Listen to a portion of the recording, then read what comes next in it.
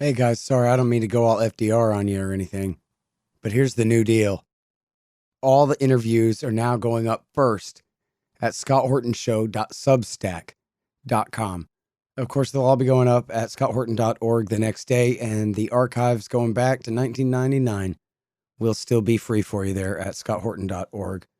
But I got to generate revenue.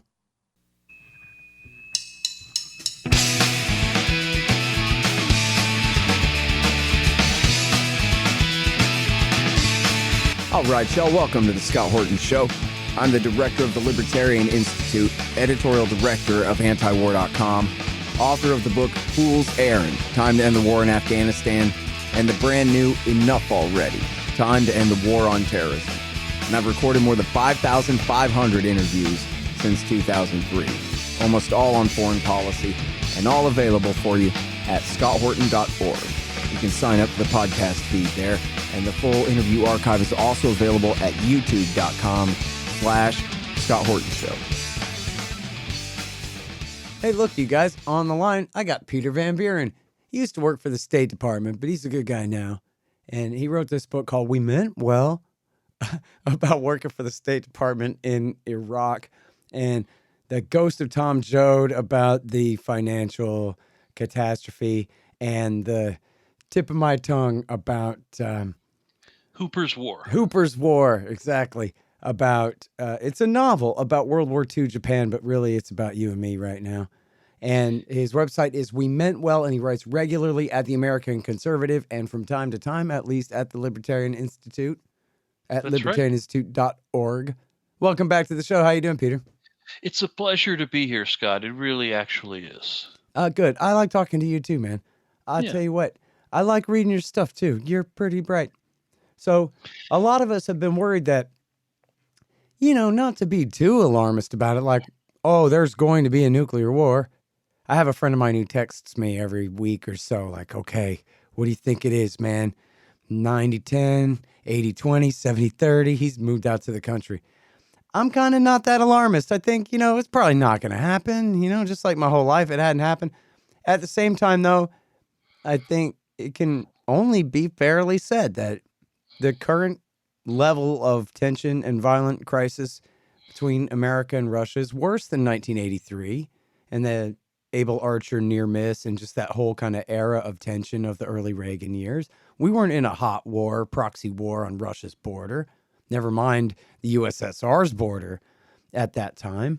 And then, so people bring up 1962, which, I was raised to understand was the absolute brink of nuclear war, meaning you cannot get closer to nuclear war than that.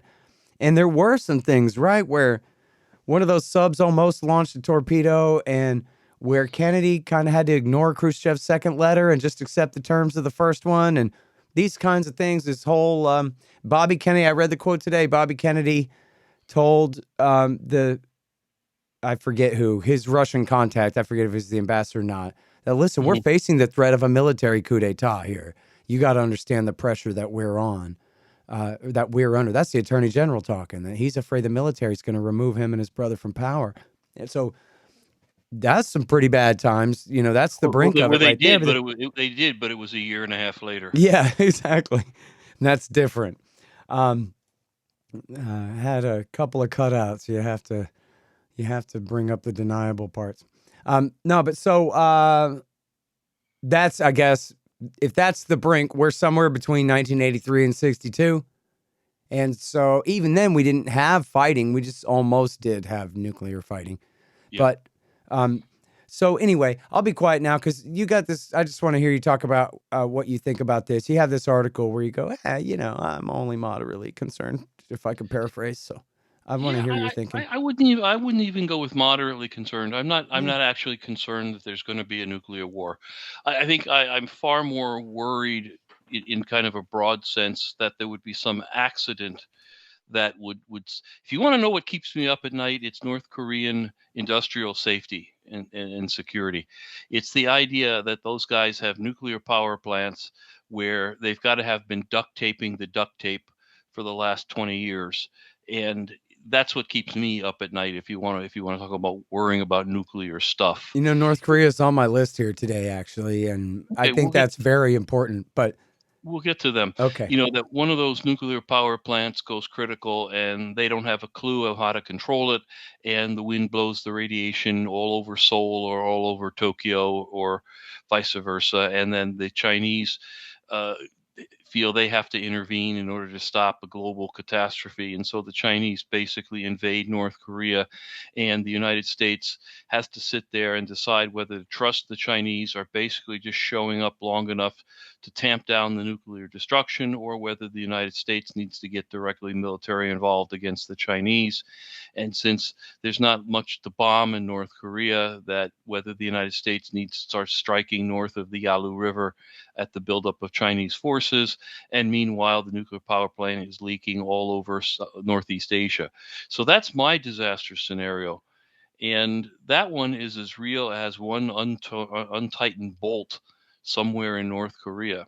So if you want to worry about something, slide that one into the mix and see where that leaves you. But the good news is that let's talk about the Ukraine and let's talk about nuclear weapons. Now, in order to understand my argument, you have to sort of agree with a couple of stipulations. And it's easy here with you because you're actually thoughtful and educated, as opposed to, say, Joe Biden and the entire nuclear American strategic power structure. But you've got to realize that Putin, like nearly every world leader, I was going to say all world leaders because I do believe that's true, but nearly every world leader is a rational person. He didn't get to that position of power. He's not holding on to that position of power by being irrational. And if anybody wants to send a postcard in and kind of lay out some irrational act by Putin, you're welcome to do that. And that's not to say everything he does works out. He makes mistakes, but they're mistakes that occur within a rational, predictable structure, and that means you can anticipate them and you can react to them in a rational, predictable way. Irrational means that they don't make any sense, and you're not going to do it. It's how you end up with the tiger in your hotel room in that one movie. That's all irrational actions. It was The Hangover. Not a bad movie, all things considered. Very, very, very, very light on nuclear strategy, however, so we won't go any further with that. So you start with Putin being irrational, not a madman, not a crazy person. And then you go back and you say, well, why is he invading? Why did he invade Ukraine? And the gut level reason was that he needs a buffer zone between himself and NATO. NATO lied to him at the end of the Cold War and said, we're not planning on expanding east. Don't worry. Well, not to him personally. He was still a young pup at that time, but lied to the old Soviet Union and said, we're not expanding east. And then basically started expanding east. And the Russians, the Soviets first, and then the Russians later had to react to that. And it's taken some time. They had a kind of a revolution and stuff like that that slowed them down. And then they got kind of tangled up in Afghanistan. Who would ever think about doing something that stupid? I have If you no want to idea. argue, if you want to argue irrational, that's about as close as we can come. Um, but I was talking about the Americans there. Haha, you got it.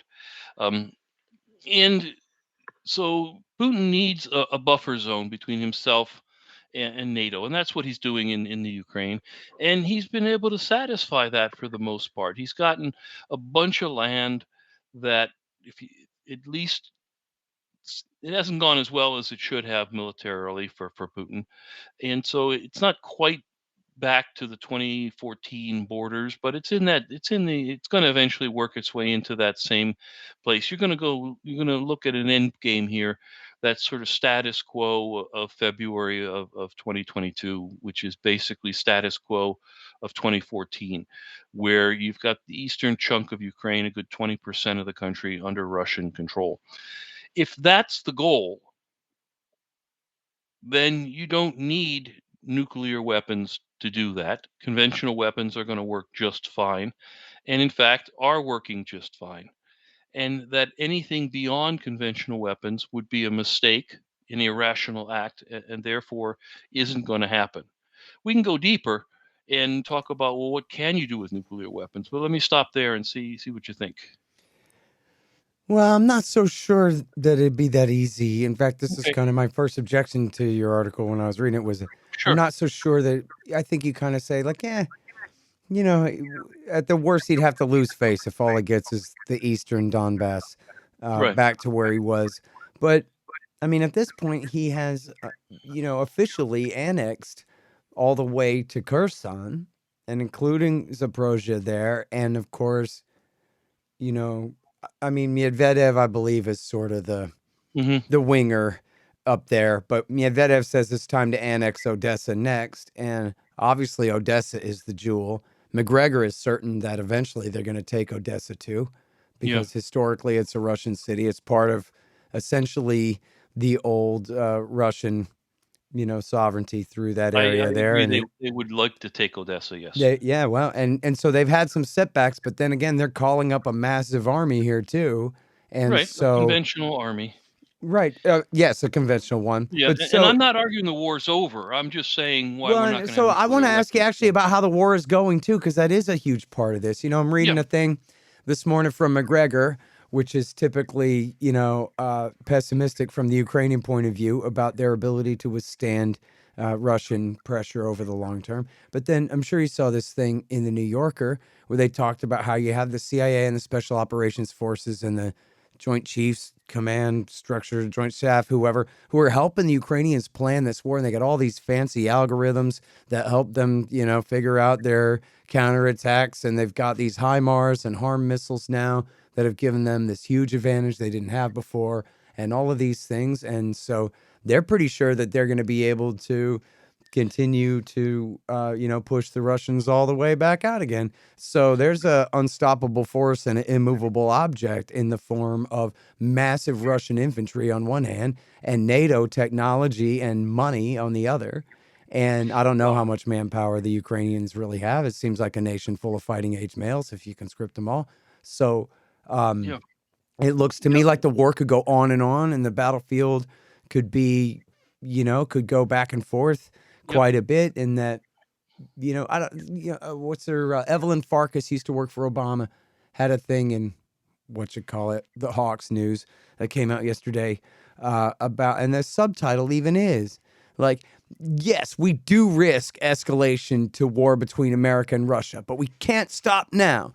Like that's the Democrats talking here is, they're saying that. But again, it would still stay conventional though, I guess. Don't worry. I By the guess we'll way, just, the best warmongering ever was a Bloomberg column, and I can't remember Dan something. I can't remember the name of the guy who wrote it, but he basically, within the span of about 1,200 words, walked his way from proxy war with Ukraine to overt war with Russia to war with China and war with Iran and a triple front war. And he did this so skillfully that you kind of reading along like, huh, okay, and I guess that's when we start fighting the Iranians. Yes, it makes complete yeah. sense. And it was nicely written, very very skillfully written, till you realize it's all utter crap. Now, I mean, go back and look what you're saying, because I have a weak heart, and what do? You come right at me with the American military, which hasn't won a war since 1945, is so powerful that it's going to sweep the Russians off their feet in the Ukraine. Okay, Um, but you know, that's fair. That's fair. However, fighting the Taliban and Iraqi insurgents with landmines and our guys out just patrolling, getting bled to yeah, death, it's a playing different kind bullet of war. sponge. That is different than going mano a mano with an actual land army that's made of tanks and hard positions that can be bombed and that kind of stuff, right? And here comes the judo move, because in fact that's one of the arguments I make against Putin using nuclear weapons, is that the use of nuclear weapons under whatever circumstances would bring the United States into the war conventionally. There's no question in my mind about it. It may be airstrikes, it may be more special forces, it may be a bigger step than that, but it would bring the United States in conventionally. And for all the criticism we offer of the American military, um, basically this is the war they've been preparing to fight since 1945. Yeah. A standard infantry slug match. I saw David Petraeus interviewed the other night, and he was positively giddy talking about the capabilities of the We are German doomed. tanks and the American missiles, and it was really kind of comical because he started out in his current professorial thing, where he's quoting Clausewitz and all that kind of good stuff, and then when he got to the capabilities of the German tanks, he just lit up like a kid at Christmas. It's like, you're going to shoot your eye out, David, and it's like, I don't care. Do you know what those babies can do? And they've been waiting to fight this war for 70 some years. And that is something that weighs on Putin's mind. He's watching what a subset of American conventional forces can do to him. And he's weighing out whether to escalate against that. But the escalation cannot include nuclear weapons, because that would bring the United States in conventionally. And if I were Putin, rule number one for me would be, don't let the United States have the excuse they're desperately looking for to get involved conventionally. Biden's going to lose an election in about 2 weeks. And the Republicans are going to be hearing more from their constituents that it's the economy, stupid. Fix inflation, do something about gas prices. We don't really care that much for the time being about Ukraine, even though there's generally support for the war. That's not what they're hearing from their constituents, and that's not what's going to win them the midterm elections. And so I think following the midterms, there's going to be a lot less enthusiasm for American intervention here. And the last thing that Putin wants to do is make it inevitable that the United States does intervene more directly, and that would be use of nuclear weapons. So if you needed a quick one, it would be, Putin doesn't want the U.S. more deeply involved, either conventionally or with nuclear weapons, because it's the war we've been ready to fight for 70 some years, and do have a reasonable chance of succeeding with. Well, and I have seen Petraeus, speaking of Petraeus, and he seemed to be speaking for the government here on This Week, I guess 2 Sundays ago. He said, Mm, yeah, if they used a nuke, we would destroy every last bit of their conventional capacity inside Ukraine, and we would sink their Black Sea fleet.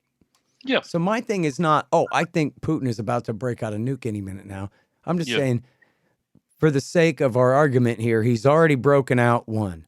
And you bring up a couple of different scenarios, that don't make too much sense where he might or whatever. okay, But if he used a small nuke there, America does this. And my argument is, well, if they're already using nukes, at least one, and then we completely destroy their military and sink their Black Sea fleet the way Petraeus says, well, what do we think they're mhm. going to do then? They're going to nuke NATO headquarters is what they're going to do. And then we're going to all die. Well, this is why you don't start. I mean, this is the problem with nuclear war: is once you get going, it tends to go to its natural conclusion. All those war games that are played out in Washington, D.C. all the time, basically, unless one side unilaterally says stop, no, they almost always end with Moscow and New York glowing in the dark, because you do work your way up very quickly up these steps, and they're big steps when you're talking about nuclear weapons. They're not sort of we'll fix it later steps. They're incredibly destructive. Nuclear weapons are like that, and I think Putin is well aware of that and isn't going to do it. So you take a look and you say, well, fine. He's got I wonder if they call their adversary the red team or not, because we always call the Russians the red team, Mhm. and we're always the blue team in these war games and whatever. I wonder if they call themselves the red team, or do they switch it around, or That's how they funny. would. That's an interesting point. Let's see if we'll take a couple callers on that one. Okay, but Um, so back to the question of how determined America is mm, to see a Russian defeat in Ukraine and how much it means to them to not lose. And I think your major premise here is, they're willing to settle for 2014 lines. I mean, yeah, God, I hope that's right. But they just annexed, a third of the country officially anyway. yeah. It's a nice thing to say you've annexed something. In reality, they control certain pieces of territory, which they're going to continue to control, largely because they're Russian. They're Russian speaking. They're Russian sympathetic. This idea that every Ukrainian is going to fight to the end doesn't necessarily apply to all of the 20% of Ukraine that Russia has taken hold of. A lot of it is very sympathetic to Russia and not unopposed to being part of Russia. The Russians are doing what they can to make that so. They're deporting people and they're moving populations around, and they're putting in place measures that cause people to get up and immigrate westward and things like that. So they're digging in a political sense. And the annexation is just really a sliver of all that. It doesn't mean that much. Nobody's going to go to the UN and argue that we took a vote and they voted for us, so you got to let us have it.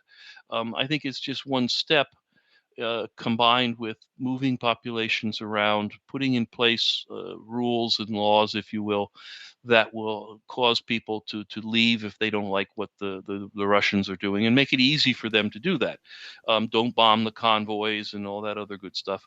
So if you're doing all that, you're making these areas more and more Russian. The annexation itself is just, like I said, a bit of paper. It's not going to really be that controlling. But in the end, it simply has to end somewhere.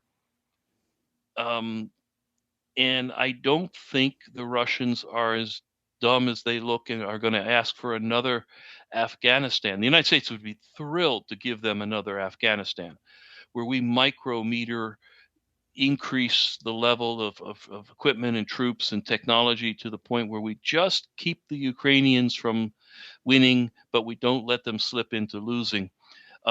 Basically what happened in Afghanistan, where the Soviets just got backed up against the wall and they couldn't go forward, they couldn't go backward, and they just bled out. I don't think the United States would have a problem at all in doing that in the Ukraine, but I'm thinking maybe the Russians are smart enough not to do it twice. Okay, so Biden says, well, we're close to Armageddon. Yeah. But then, by the way, the reason I'm saying that is because I need you guys to understand that we got to give Putin an off-ramp here. We got to find a way to let him back down. So he's Right. not saying we got to find a way to negotiate with him where he gets to win something. Not yet. But at least, that's like opening the door for talks. That was the most positive thing, believe it or not, that Armageddon statement. The second half of that statement was the most positive thing I've heard out of this administration this whole time, that they at least recognize that they can't just hand him a total defeat. Either maybe they can't or they may not do that because it just doesn't make sense to do that. They've got to figure out a way to bring the war to an end sooner than later. I don't know. I wouldn't go with sooner rather than later. Like I said, the United States is very happy Just eventually to bleed the Russians here, as long as it stays within the boundaries that it currently is working within. Now, you notice you didn't have this massive refugee flow like you did out of Syria, into Western Europe. That was all contained inside Poland and all that. That's all good news. The United States is very careful about what weapons it's giving the Ukrainians, and I'm sure equally calm. Every once in a while, something goes wrong where somebody blows up a pipeline or a bridge or something like, or a daughter. And where things go a little bit haywire, but I mean those are all containable events. You go back to nuclear weapons because in the end of the day, that's what we're talking about here. And the step from conventional to nuclear is one that no one has ever taken except the United States in 1945. And the fact that no one in 70 years has taken that step in all the variety of situations tells you something. The United States should have, by any military thinking, simply purely military thinking, the United States should have used nuclear weapons in Korea.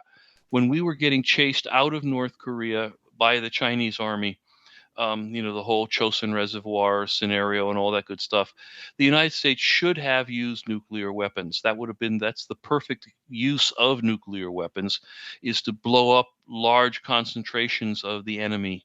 And the Chinese were massed in human waves.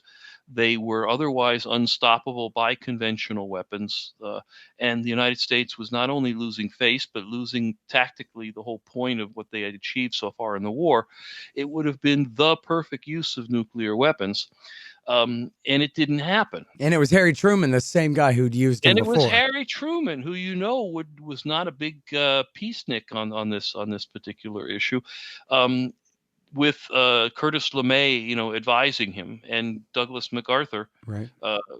In control on the ground in Korea. So, the scenario was right there. That would have been the perfect use of nuclear weapons. I don't know if China had a nuclear weapon at that time, but certainly they didn't have the delivery systems. They would have been minimal threat. The Russians would have made a lot of noise, but in the end, not particularly care if the United States nuked, 50, 60,000 Chinese soldiers. Sorry, hang on just 1 second. Hey guys, anybody who signs up to listen to this show by way of Patreon will be invited to join the Reddit group. And I'm going to start posting stuff over there more. That's patreon.com/Scott Horton Show. Thanks. Hey y'all, libertasbella.com is where you get Scott Horton Show and Libertarian Institute shirts, sweatshirts, mugs, and stickers and things, including the great Top Lobsters designs as well. See, that way it says on your shirt why you're so smart. Libertas Bella, from the same great folks who bring you ammo.com for all your ammunition needs too. That's libertasbella.com. You guys check it out. This is so cool. The great Mike Swanson's new book is finally out. He's been working on this thing for years. And I admit I haven't read it yet. I'm going to get to it as soon as I can, but I know you guys are going to want to beat me to it. It's called Why the Vietnam War: Nuclear Bombs and Nation Building in Southeast Asia, 1945 through 61. And as he explains on the back here, all of our popular culture and our retellings and our history and our movies are all about the height of the American war there in, say, 1964 through 1974. But how did we get there? Why is this all Harry Truman's fault? Find out in Why the Vietnam War by the great Mike Swanson. Available now. But you mentioned accidents earlier, and I think this is a big one is, if you look at Afghanistan on the map, well, there's an entire Kazakhstan and Uzbekistan there between Russia and Afghanistan. And you look at Vietnam, there's an entire China between Russia and Vietnam. And the Russians did support the Vietnamese in their resistance against the American invasion there. But there was no way that was going to escalate into a war with Russia. Now, something goes, a car backfires in West Berlin, inside East Germany, something like that. That's a real problem because now you're talking direct conflict with the Warsaw Pact there. But having a proxy war in Vietnam or Afghanistan, one way or the other, bleeding one or the other to bankruptcy there, that's not the same as this, where you're talking, we're 300 miles due south of Moscow here in Kyiv. But you're also dealing with skillful practitioners. The U.S. and the Russians know what their weapons do. They know how to control their weapons. When we talk about accidents, I'm not worried about some corporal pushing the wrong button. I'm much more concerned about nuclear power plants going the wrong direction, things like that. Mm-hmm. Because if I doubt there's a tactical nuke anywhere within 500 miles of Ukraine at this point in time. Yeah, but what about all the mind reading that they suck so bad at? That, if we do this, they'll do that. And if we do this, they'll read it this way. And this diplomatic language. They're terrible at understanding each other and projecting, thinking and behavior onto others. But as soon as you get to and then they'll go nuclear, then it's like, we better back off, make it back off 2 steps just to be safe. The idea would be that mind reading stuff when it goes bad, but as soon as you start talking about nuclear weapons, it's a different world. And so far in 70 years, and we study history because it helps us understand what's going to happen next. Nobody has felt the need to go nuclear, including in scenarios that varied from pretty significant military usage scenarios to political scenarios and what have you. I mean, a nuclear weapon in Vietnam would have been a massive political action. Has nothing to do with the quality of the war. We would have blown up a huge swath of jungle. I mean, it's like Agent Orange kicked into up to 11 or something like that. I mean, but the idea that you would have changed the course of the war is zero. It would have been a political gesture to show how serious we were. So you got to come back to these scenarios, and I'll challenge your listeners to come up with a scenario other than the ones I have about what you do with nuclear weapons, not just in Ukraine, but pretty much anywhere in any world, in any war, in any world. Well, The look, I mean, reason, as you know, you wrote a book about this. I mean, every August, we hear from every American that it's perfectly legitimate to use a nuke to end a war sooner than it otherwise would have ended. That's the right? American rationalization for using a nuke. And under that thinking, Putin could just say, look, either surrender or I'm going to nuke Kiev. And then what? We're going to call his bluff? Well, that in fact is what we probably would do with the quiet mention that we have nuclear weapons too, which is the big difference between Japan 1945 and anything else. Is the United States was the sole nuclear power, and what the Japanese were essentially a defeated nation. They couldn't even pull off a serious terrorist attack in 1945 if they wanted to. And so the idea of using the nuclear weapon to nudge them forward in negotiations, which is the standard textbook American argument, we know that's not necessarily accurate, but that's the standard argument. Only works if your side, the other side doesn't have anything at all that they can wield back against you. And that was that. I mean, the Japanese were at that point relegated to crashing their own planes into our ships in hopes that that would help in some particular way. Nobody kind of thought through gee, they got a lot of big, heavy ships, and we have a few small, light airplanes. Yeah, this might work. Let's give it a try. But let's go back to this. So let's start with what the United States was thinking to do with Japan at one point, which was a demonstration nuke. This was very seriously considered in 1945 that we were going to pick an island in the Pacific, get all the people off of it, and then blow it up with a nuclear weapon, and invite the Japanese to watch it and make sure they understood exactly that we did this with one bomb and the island is gone. And that this was going to serve the same purpose as blowing up Hiroshima or Nagasaki. And that idea was eventually discarded, the same way it's been discarded in the Vietnam scenario or anywhere else, because all it does is prove lack of resolve. You try to say, well, we're really ready to blow up Kiev, so we're going to set off this nuke, in over the Black Sea, and show you that, yep. And it's like, yeah, we know you have nuclear weapons. We know they probably work. What else are you proving here? You're proving you don't have the guts to bomb Kiev. So I would say demonstration nuke off the table. The second is theoretically possible, but doesn't seem to be the nature of this war, and that is basically use nuclear weapons as a big, dumb, gigantic conventional weapon. We could mass together X number of artillery pieces and fire them all at the same time at the same place and achieve near total destruction. Or we can drop one teeny little nuclear weapon and basically get the same thing done. This was what was done in Japan, actually. We had burnt Tokyo to the ground a couple of weeks prior to Hiroshima with conventional weaponry and fire bombs and things like that. Um, the destruction in Hiroshima, if you discount the deaths over the next 20 years from radiation poisoning, which by arguably the war was over then, but just because we kept killing them didn't really matter. That wasn't really part of the plan. The plan was, let's destroy Hiroshima with one little teeny nuclear weapon and show them what we plan to do to all their other cities. We could have done it with conventional weapons, but it just didn't have the oomph behind it.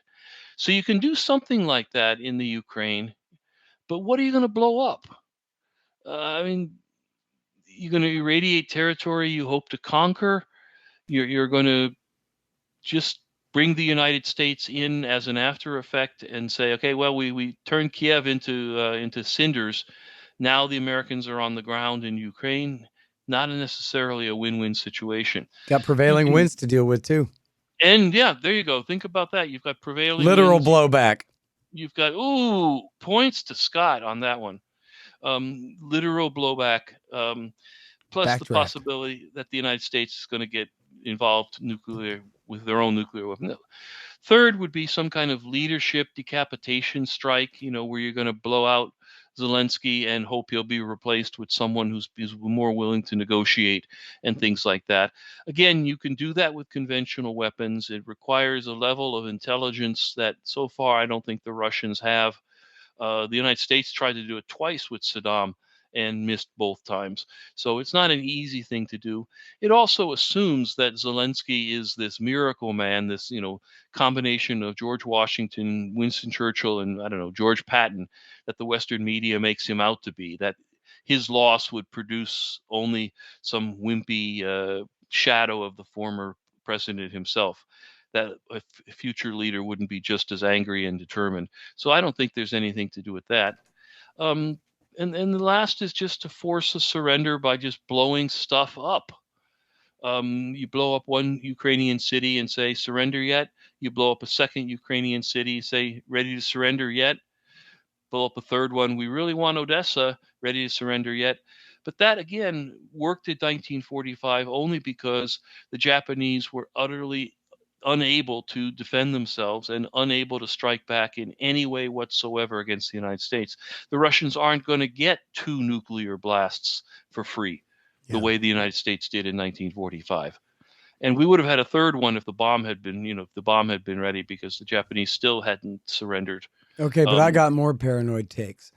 Okay. What about, it says in the media there that the Russians specialize in low yield nukes, even smaller nukes than Hiroshima and Nagasaki, and that this is exactly what they're for, is to make up for the fact they don't really have the kind of conventional strength that America can deploy, but they can drop atom bombs in the single digit kilotons that essentially are just big bombs. Forget a taboo.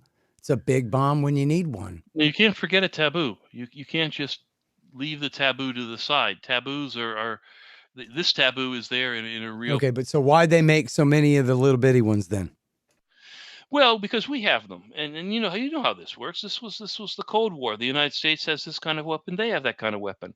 If Russia uses a small itty bitty little tactical nuclear weapon, the United States is not going to blow up Moscow, Leningrad, and Vladivostok. Not for another 3 or 4 days, right after it escalates.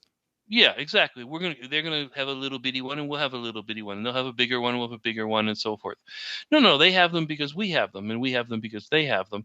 And if it comes to using them, then they want the option of being able to choose what kind of weapon they use, how big a splash they make. Sense. All right, now, but so our guys say that they have a policy called escalate to de-escalate, that they will use a nuke in order to prove what badasses they are and how serious they are, that they would use a nuke. And that if you go back to Trump years, his Defense Department ran war games and then leaked them that said that'll never work on us. If you ever use a nuke to escalate to de-escalate, we'll just nuke Belarus or something like that. We'll use a bigger one right away, so don't try that. In other words, our policy is escalate to de-escalate. But they're apparently incapable of saying, yeah, but they're going to accept our escalate to de-escalate policy just about as much as we accept theirs, which is not at all. So in other words, once somebody sets off one of these, assuming they're right about the Russians at all, that's kind of my question for you, if you even think that's really their policy at all. But if it is, see, that's the other thing, right? Is, it's really easy to project your own rationality onto them. And I agree that Putin might be ruthless, but he ain't crazy, But at the same time, there's public choice theory and, weird incentives that affect government employees when they make decisions. You know what I mean? I don't know. They make bad decisions all the time. I mean, this war itself was... But they haven't made this one. And this is what I'm kind of leaning more heavily on. And so it's a little bit more than simply projecting my own rationality on there. It's a idea that at the end of it all, in 70 years, in every single possible scenario that happened, it hasn't happened. Nuclear war hasn't happened. It's based on my own. I never served in Russia with the State Department. I never negotiated anything with Russians. I don't know if I ever even met any Russian diplomats. Maybe one, like at a party or something. But I never worked with them, so I can't be one of these kind of Russian experts that's on MSNBC and all. But I can say that in every single instance where I worked with a foreign diplomat, when the doors were closed and there were no cameras, it was a lot of very rational people talking very, very rationally. Sometimes with the caveat that, hey, as soon as the cameras come on, I'm going to have to become irrational again, but don't you believe it, all right? Yeah, fair enough. Um, and that counts for with the various kinds of Koreans and Chinese and even our allies. Everybody in the end, nuclear stuff is just too big a threshold to cross. Putin knows that if anything was going to cause harm to Mother Russia, it was going to be starting a nuclear war with the only other nation on earth that has him outarmed as a nuclear power. And if anything was going to defeat his goals in Ukraine, in other words, grab this territory and hold it, it was going to be anything that brought the United States in as an overt force, or NATO in as an overt force. And nuclear weapons tick both of those boxes and therefore cannot be on the menu for Vladimir Putin. Mm-hmm. All right. Now, I know you just said that you're not a Russia expert from your time in the State Department, but Yeah. you also did say that the Americans promised the Soviets that they would not expand NATO into Yeah. the former Warsaw Pact states and republics if they would withdraw. And so I know that obviously we all know that from the New York Times and from the National Security Archive at George Washington University That's right. and from Ted Snyder's great writing at antiwar.com. But I wonder if you also do know that from your time at the State Department, that everybody talked about that and everybody knew that that was the deal literally at work, not just in the newspaper. I think it was an understood thing. I can't speak to it as directly as I may like to, but first, the idea is that we now we understand and accept that that's what really happened. National Security Archive has done fantastic work on this, and they have quotes from the first George Bush. They have quotes from Colin Powell. Colin Powell was flying back and forth trying to negotiate. He was working on these negotiations. James Baker, in particular, was working on these negotiations for George W. Bush, and it was without a question that, according to the National Security Archives, that these guys were promising the former Soviet states that they would be under NATO's protection. How the hell do you think they got the Ukrainians to give up 5,000 nuclear weapons other than to promise them protection from the Soviet Union if they gave up the nuclear weapons? Now, at the end of the day, it doesn't really matter if they got real NATO or they got pseudo NATO, which is what Ukraine got out of the deal, because it's what people think they got, not necessarily what the reality of this is. And NATO has been proceeding, or I'm sorry, Ukraine has been proceeding as if they're under the NATO umbrella. They take their actions every day. When Zelensky says, we're going to fight to the end, he's saying, because NATO is going to be covering my ass here in case things go real bad. If the Russians decide to send all 300,000 of those new conscripts in at one time, NATO has got my back in some form of that. The United States lied to the old Soviet Union. We absolutely straight up told them that NATO had no eastward ambitions, and in fact, we did. And that lie has come to finally bite us in the behind, because Putin has decided it's time to do something about that. He's been nibbling away, obviously, over the years with Crimea and the Donbass and things like that. And then he finally decided with this invasion of the Ukraine in February that he was going to take a bigger bite and put a lot more land in between himself and Ukraine. And this is good old fashioned World War II stuff, where you want lots of terrain that it takes a long time for tanks to drive from one place to another between you and the other side. Um, it all goes back to the lies that were told, and it all goes back to us not being willing to take advantage, us being willing to take advantage of a situation where briefly the Soviet Union was so weakened that they weren't able to really stand up for themselves. It shows what happens when you don't let the diplomats do what they do best, which is try to reach some kind of lasting balance, as opposed to something that looks and sounds good, when instead you're rushing to get these nuclear weapons out of the hands of all the former Soviet Union places, and leave them all bare and naked, with the promise that the quiet promise under the table, and that Latvia and Lithuania and places like that are all going to become NATO countries. Who would have thunk it? Yeah. Well, so I'm not saying there's a threat of this that I've ever heard of any credible one, but let's say that tensions escalate over Kaliningrad and Russia and Belarus start threatening Lithuania. Yeah. And let's say they put troops in Lithuania. They're going to carve out a corridor to to Kaliningrad. And so then we go straight into World War II, III at that point. Is America, Pat Buchanan has said for years, come on, we really going to fight Russia for Lithuania? We're making promises that we have no intention of keeping. But I wonder if that's really true. It seems like Biden would be happy to get Austin, Texas nuked over Lithuania if it came down to it. A promise is a promise. It says it right there on a piece of paper. Well, if Austin is threatened, you are welcome to come stay with me, Okay, thanks. until the crisis blows over. We can do the Hawaii has interview. been heavily militarized. I hope that you Hawaii, realize. I'm about a 15-minute walk from Pearl Harbor. Okay, if you want to talk about proximity to nuclear weapons, I think among all of your guests, unless you've got someone who flies B-52s, I think I've got a good chance of being the closest one to an active nuclear bomb at this moment. Wow. In history. I've got Pearl Harbor, I've got Hickam Air Force Base, I've got Schofield Barracks. They're all within long walking distance, short nuclear radiation distance from where I'm sitting right now. I always knew you were a Japanese spy. And here I am, a spy for all comers. Oh no. Nonetheless, isn't that the whole question? That's the whole thing with NATO. That's the whole thing in a sentence, is how true is it? And are you ready to risk you, Mr. Putin, ready to risk everything to find out how true the NATO pledge is? And I think the answer is that NATO would have no choice but to honor the pledge for Lithuania, knowing that if they didn't honor Lithuania, they would be challenged, in Germany or Poland or someplace arguably more substantial.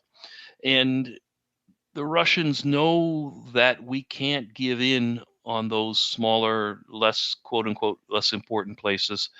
And we know we can't. It was a real devil's bargain to pick those places and bring them into Lithuania, Bulgaria, pick your Croatia, pick which one you want, where you're going to try to convince Americans. And Americans are easily convinced that we need to go to war for Lithuania. So the American public is certainly not one of your obstacles. I think we would, in fact, go to war over Lithuania, because it would be the way of convincing the Russians of that, and truly doing it if necessary. If they step over the line, we step over the line, convinces them to stay on their side of the line. And it's worked.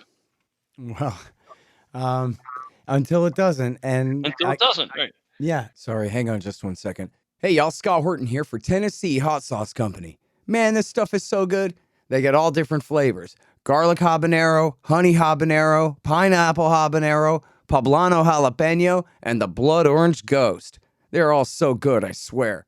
And for a limited time, Tennessee Hot Sauce Company is featuring official Scott Horton Hotter Than the Sun thermonuclear hot sauce.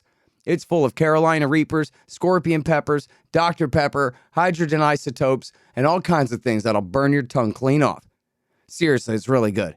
Get yourself a hot sauce subscription. Spend $40 or more and use promo code SCOTT to get a free bottle of Hotter Than the Sun hot sauce.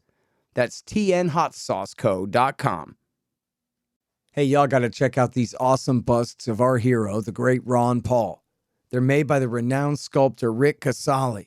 They're 13 inches tall, hand-painted bronze resin based on Casali's brilliant original. Y'all may have seen mine in the background on my bookshelf in some recent interviews. The thing is unbelievable. Check out this incredible piece of art at rickcasali.com/Ron Paul, and you'll see what I mean. Use promo code Horton and you'll save $25. And this show will get a little kickback too. That's rickcasali.com/Ron Paul. Casali is Casali. rickcasali.com/Ron Paul. And there's free shipping too.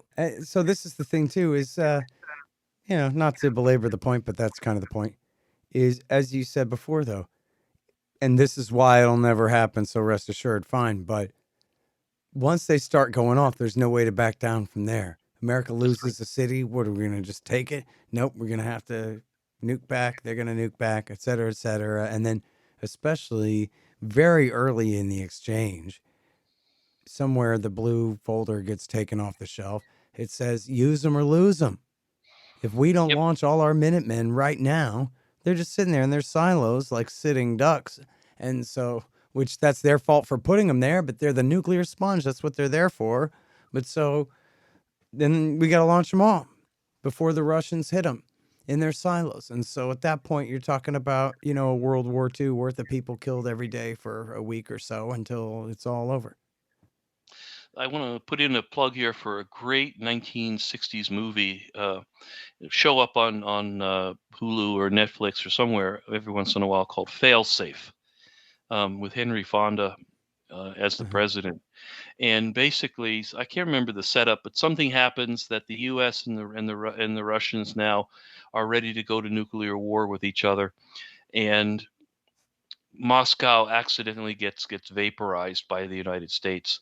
And in order to convince the Russians not to escalate to full nuclear war, the American president, Henry Fonda, volunteers to bomb New York City ourselves and to vaporize New York City as a way of proving that we want the war to stop, that we'll do the job ourselves. And the film ends with, I shouldn't tell the ending, but the film ends with New York getting vaporized. It's so unfair. They should have had to nuke D.C. Why nuke New York? They're so selfish. I know, but so there's also a strong argument that we get rid of New York and start over. So, okay. Well, I know you have your own personal feelings, man. I'm in Austin. I don't know much about that, but I know that I would have preferred to see DC nuked, even though my buddies Grant Smith and Gareth Porter and a few others live there. But well, we'd save Gareth as a national treasure. Yeah, we'd have to get Gareth out of there first. He'd be secretly smuggled out of the city to a secure location. But does that sound like a fair trade to you? Moscow for New York should be the capital. Capital for the capital. You blow up the government. Capital for the capital, I guess. I don't know. Maybe the producers had it in for New York. Maybe, whatever they had. Love government because they're Democrats. Well, that could explain it too. It's that liberal Hollywood thing again. Yeah. Damn Democrats. All right. Enough of this nuke stuff. Wait, let's talk about nukes, but in Korea, because this is something that I know you have some real expertise about. Okay. And it occurs to me, in fact, I know I'm right, that 20 years ago, I don't know, today, somewhere right around there, John Bolton and George W. Bush ruined everything. And the first thing they did was break the agreed framework deal. And then they announced over a lie that the North Koreans were spinning uranium enrichment illegally, which there's no proof they had an enrichment program at all. And it wouldn't have been against the agreed framework or their safeguards agreement if they had been doing so anyway. But the Americans broke the agreed framework. Then they announced new sanctions. And then they announced the new Proliferation Security Initiative, which was claiming their unilateral right to seize North Korean boats on the high seas. And then they put them in the nuclear posture review, saying maybe we'll just have to put North Korea on the short list for a nuclear first strike.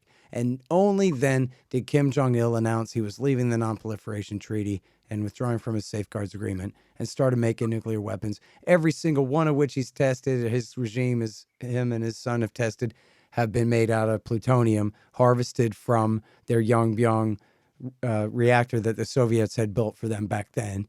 None of them uranium bombs. Anyway, so, and no evidence of that aluminum tubes nuclear program that Bolton lied about back then. And so it was 100% John Bolton and George W. Bush and Kim Jong-il's fault equally that North Korea is sitting on a pile of nuclear weapons right now. And then ever since then, they had no plan. I don't know what they thought their plan was.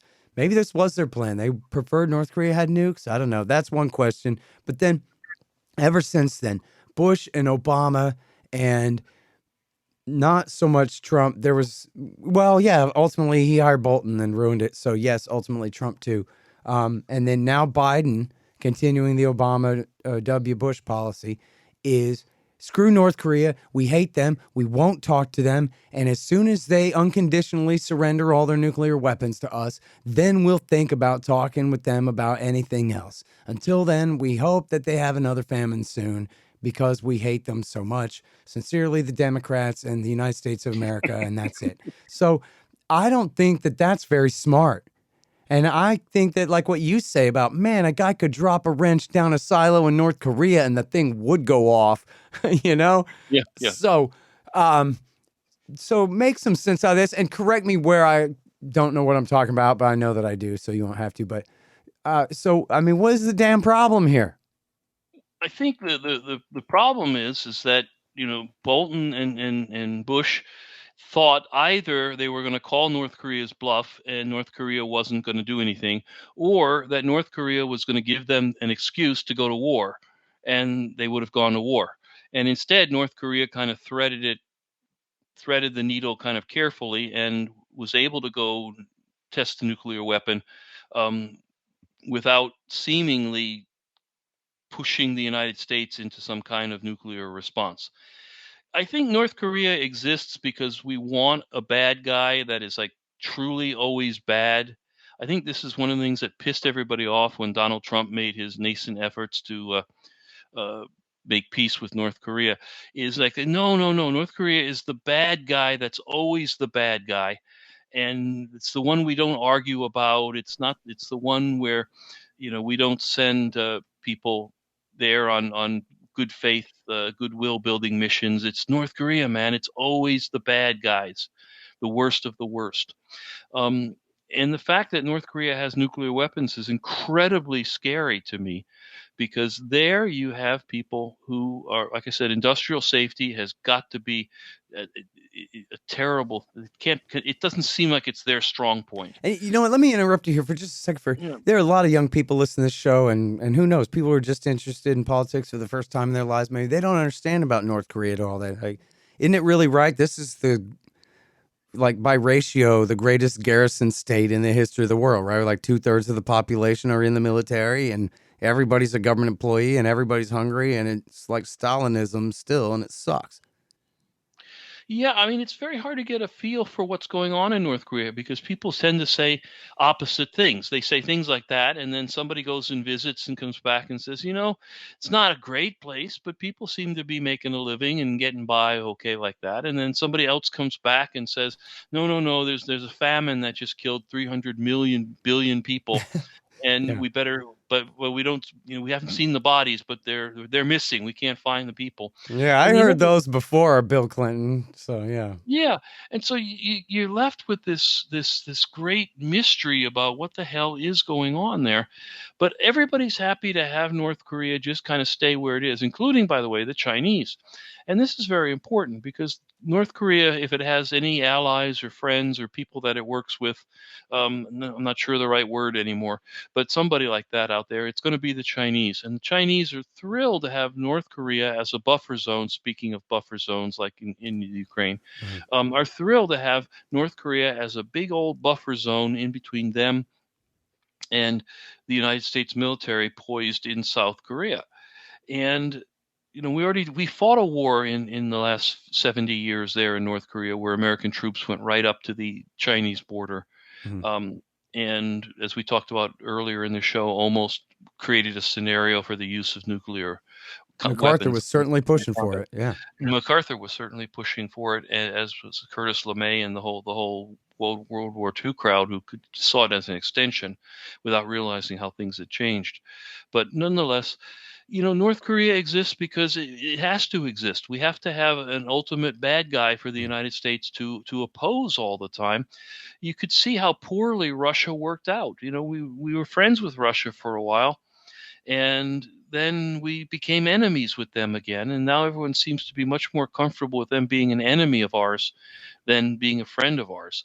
The article that you had I referenced hate the earlier. way whenever you get the most real is when you talk about all this like it's some stupid movie. because that is how it is. It really is, and you need to give more credit to movies, I think, because they tend to be more accurate these days than straight up political stuff. But I'll give you just a small personal example. The article that you have referenced a couple of times on the American Conservative, note the title, was picked up by Pravda and their English edition. And it's like, how the hell did I end up on Pravda arguing against nuclear war?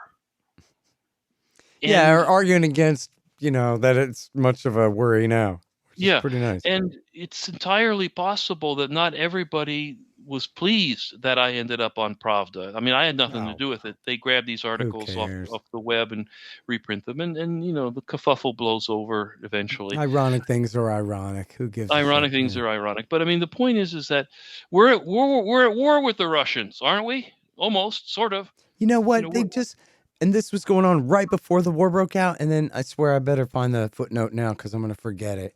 I just saw a thing the other day where US and Russia and Ukraine launch a rocket into space together.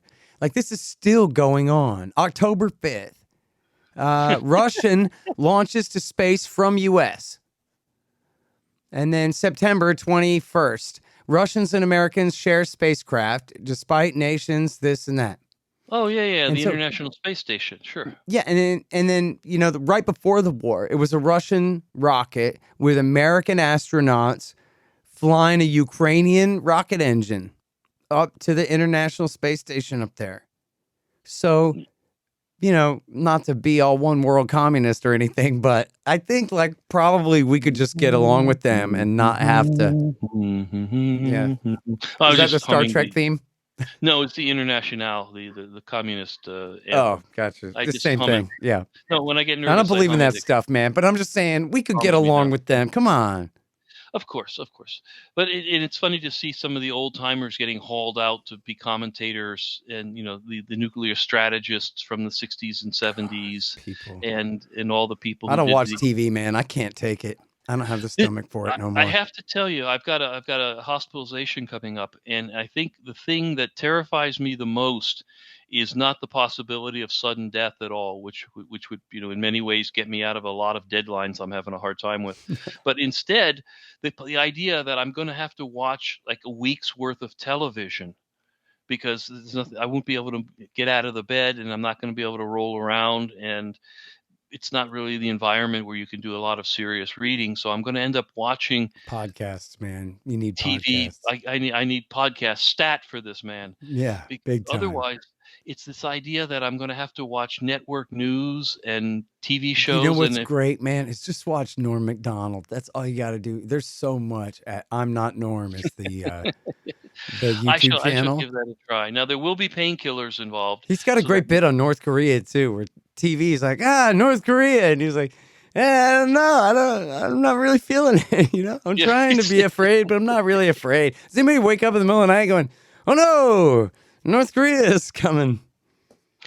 No, we No, don't, not so much. and I'm Hey, glad we wait, don't. but so who might think that would be the South Koreans? And I read this thing. I bet I asked you about this before, but I don't remember because it was Okay. back a while back. But it was in the LA Times where some smarty pants guy, who's for this, we wasn't being critical. He was explaining that, look, man, we don't want peace with North Korea because we want them as a threat that we hold over the heads of the South Koreans and the Japanese so that they will let us keep our troops in their countries. But you see, our troops are in their countries not really for North Korea at all. They're there for China, but we can't say that. So that's why we want to prevent peace with, and that sounds exactly like what American politicians and State It does, Department except jerks once would upon a time there consider to wasn't even a be China to brilliant. worry about. This whole occupation of Asia thing that we do started before there was. I mean, China in 1945 was a destroyed, wrecked country. They certainly weren't a threat to anybody. They were fighting a revolution that no one expected the communists to eventually win. We didn't garrison Japan and Korea and everything. I just read an interesting article about the turning of Palau into an American military facility. Palau is one of those little tiny idyllic islands out in the middle of the Pacific Ocean. Whenever they show the pictures, it's always got this turquoise water, and people travel all around the world to go scuba diving there, and to have make it into a giant fortress because it happens to be geographically in an interesting place. Now, we built this garrison before there was an enemy. We just waited for the enemy to sort of evolve, and it turned out to be, the Russians really, and then the Chinese secondarily. But we built the garrison, and then we waited for the bad guys to emerge. And that, I think, is one of the things that stands out when you look back at the history of modern Asia, is we didn't really address a threat. We addressed, we just waited for the threat to emerge, and then we were sitting there ready for it. Kind of tells you where our head was in 1945. Yeah. But, well, I mean, it's all in NSC 68 and all of that stuff. And, there's this famous, I guess that's Nitze versus Kennan, but Kennan, there's this quote from him saying that, well, geez, and actually, I forget now the year of this. He might have said this at the beginning of the Cold War, or maybe toward the end. Anyways, I can't look it up now. It's too late. But the point is, he says, oh, no, if the Soviet Union sunk under the ocean waves today, we would have to come up with a new enemy, to stand in temporarily until we could come up with a real one to replace the Soviet Union, because otherwise our economy would fall apart if we had to transition away from our warfare economy. And I'm thinking, you know what? George Kennan probably doesn't know all that much about economics, but that sounds completely stupid to me. Just if you do the syllogism in your head where you're taking all this effort and all this capital to make things that are only used for blowing up property and people, it sounds like a net minus all the way around. And so then you got to get into some BS about the velocity of money or some kind of thing. Putin was said to Jack Matlock in 2015. Jack Matlock was like, look, man, you know that this missile defense thing is just a boondoggle. They're just stealing money from the American people. Everybody knows it doesn't work. It would never work. I don't even have enough missiles to begin to try to shoot down what you got. So you should not worry, and you should not react too bad against it. And you know that, right? And so Putin goes, why can't you just subsidize some other part of your economy instead of missile defense and bring my country with anti-missile missiles? Because then, no, of course, I can't just not react. I'm the head of security around here, man. What am I supposed to do? And then, of course, 3 years later, he announced his massive new generation of nuclear missiles that he has, that he built in response to Bush tearing up the ABM treaty and pushing all this ballistic missile defense stuff. But anyway, by the way, I got to say real quick before I finally shut up and let you talk, which is that Keith Knight has been talking to a bunch of libertarian economists and interviewing them and crunching the numbers on this, and is hard at work writing a refutation of Kennan and how that's just really not right. That if we stop wasting money on militarism, that somehow we'll be poorer. Nah. And the nice thing is that given what you've just discussed, here we are. We managed to put the old Soviet Union, we just call them Russians now, we put them back on top. They're our number one enemy again. And we just with there's a very good sleight of hand, we managed to take them from being our new partners. There was even talk at one point about Russia becoming part of NATO, which would have kind of eliminated the whole point of NATO. But nonetheless, they at least kind of felt enough that they could joke about something like that. And now look, we're fighting the Russians again, and it's going to be bear versus, what are we? The eagle, bear versus eagle, with the dragon and everything else like that. And we're right back to where we started from. It's almost as if the 90s and then the zeros didn't happen, and we just skipped right from 1989 to now. So I have here in my office, I got these way back in high school in the 90s. Someone gave me these as a gift. The Cold War unicorns, commie versus freedom. Oh, that's excellent. Yeah, they're great. There used to be this great toy store called Toy Joy in Austin that had, Albert Einstein action figures and crap like that. Yeah. Offbeat stuff. So that was one of them. Very good.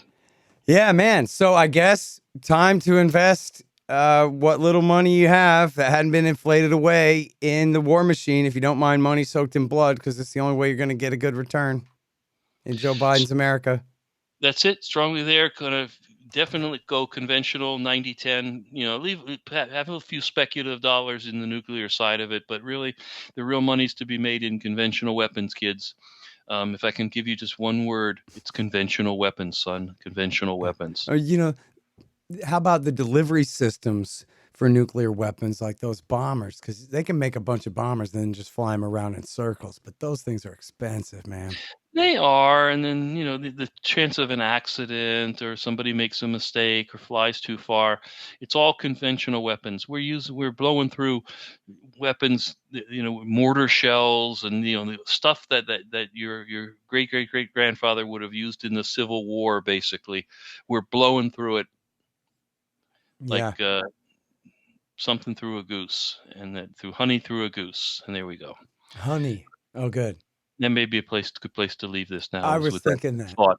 Yeah. Honey through a goose. Thank you so much for your deep wisdom on this issue there, Peter Van Buren. You're great as always. Thanks, Scott. All right, you guys. Peter Van Buren. He was at the State Department. Now he's over there at the American Conservative most of the time. Nuclear chicken is overrated. And before that, who is winning? And what Jefferson's critics miss, which I missed. So I didn't ask him about it because I ain't read it yet. But that's interesting. All right, see you guys later. The Scott Horton Show, Anti-War Radio, can be heard on KPFK 90.7 FM in LA, APSradio.com, antiwar.com, scotthorton.org, and libertarianinstitute.org.